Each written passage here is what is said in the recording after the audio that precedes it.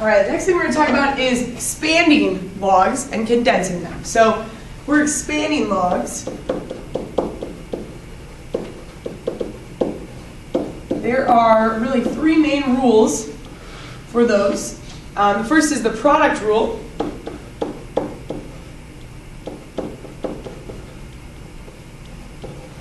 And so we would start with the logarithm. For example, log base A, you'd always have to have the same base for all the sort.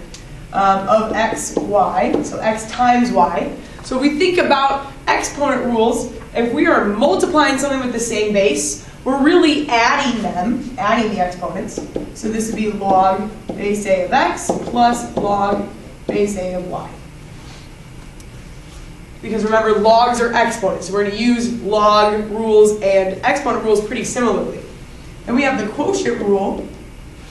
I could spell quotient, that'd be great. Quotient rule. And that would be, for example, log base A of x over y. And so that's being divided. Remember, if you're dividing exponents, you're not really dividing them, you're subtracting them from one another. So that would equal log base A of x minus log base A of y. And then we have the power rule, which says that if you have something that is being raised to a power, so we'll just say log base x of n, that power, you remember you're multiplying. Power to a power means multiply. So in this case, you would have n, move that exponent to the front of log base A of x. Now, this also helps us understand why those log properties of if the base is matched, that the answer is just the exponent, because this cancels to 1 and the exponent goes in front of it, and 1 times anything is itself. So we're going to be using those properties as we move along and do some examples today. So our first one, we're going to just start off with something pretty simple. Example 1, log base 5 of x over 7. So we're going to identify this as division. So we're going to be using subtraction to simplify, expand this. Log base 5 of x minus log base 5 of 7. It is important that you write that subscript of the base 5 because these properties don't work if the bases aren't the same. The next one we're going to do, and we've got natural log. Now these properties work with natural log as well, of x squared y z to the third. So natural log, I'm going to write this out first, just separated as addition. Natural log of x squared plus natural log of y plus natural log of z to the third power. But now I'm going to take care of that power rule and move all my exponents as coefficients. So 2 natural log of x plus natural log of y plus 3 natural log of z.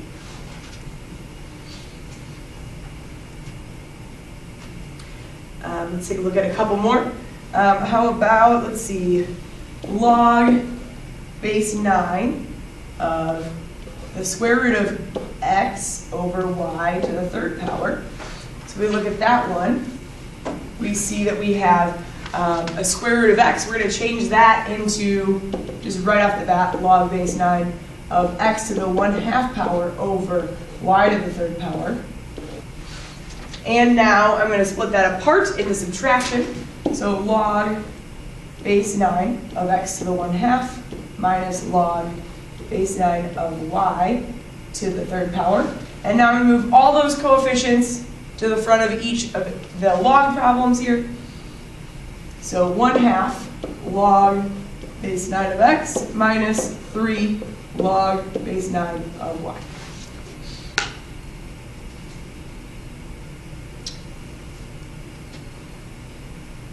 And the next one I'm going to do, log base 5, example 4, log base 5 of 5x over y to the 8th.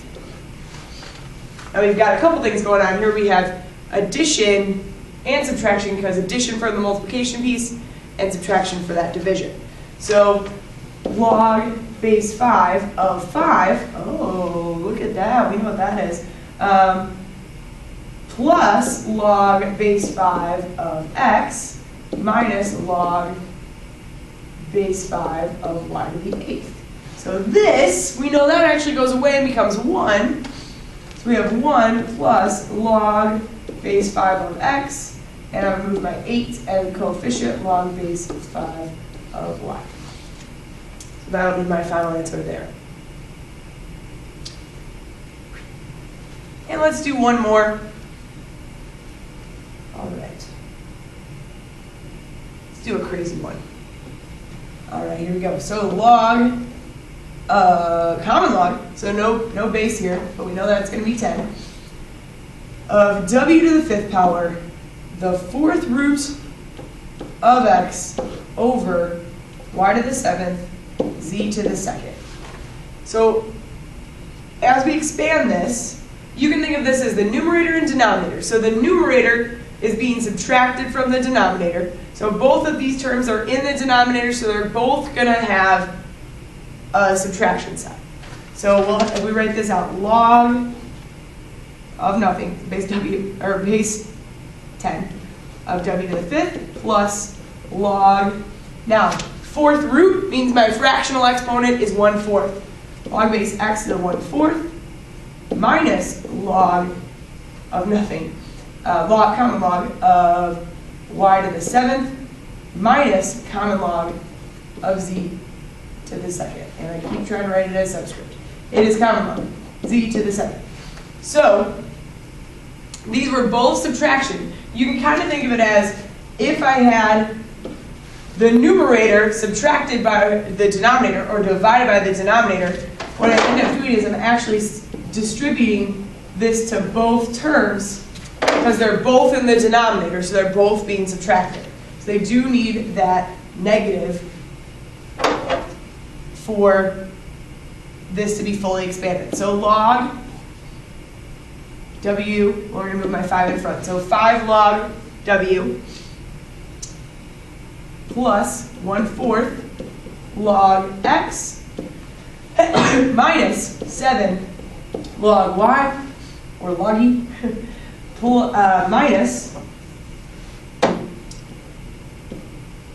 2 log z.